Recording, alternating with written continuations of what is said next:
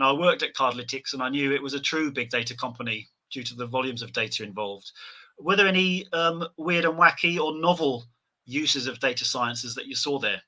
Yeah, one of the things that we had to do was when you looked at the transaction data, something would come through and it would say, McDonald's, Walmart, the name of the actual retailer and merchant on there. And if you looked at that as a human, you could look at that and go, oh, that's McDonald. Like, it was very easy to go do that at a one-off basis, right? But we had, 8 to 10 billion of these records. So at some point, you had to start to go build machine learning to go make this happen. And our journey was there's something called expert systems. And expert systems, all that means is I'm an expert. I write a rule that says to go out and go do this, right? And then and a lot of people start off with expert systems, right? But at some point, it can't keep up if you think about the number of retailers that are out there. So you just have to add this intelligence on top of it.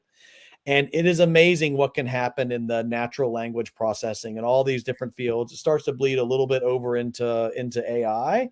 But at some point for machine learning or anything, when you're using data and data at scale, if you can figure out how to go replicate what an individual can do at a one line item level and then go figure out how to go scale that up, it becomes extremely powerful. And that's where we spent a lot of time figuring out, again, known outcome. We know what we want this to be clean to. We know we want this to be a retailer name that's accurate.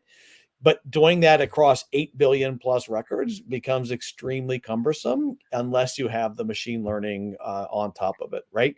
So that's what we had to hire different skill sets. This is when we really started to get into the data science and looking for those different skill sets. Like, look, when I graduated college, there was no data scientist degree. There wasn't anybody calling themselves data science. And this was roughly when people started calling themselves data scientists. And I got a little leery. I'm like, oh, anybody who's an analyst is just calling themselves a data scientist. But then you realize, like, oh, I can't solve things at scale, right? I can solve things in a small system, but to do this really, really at scale with speed and all that, like that's where the data scientist came in.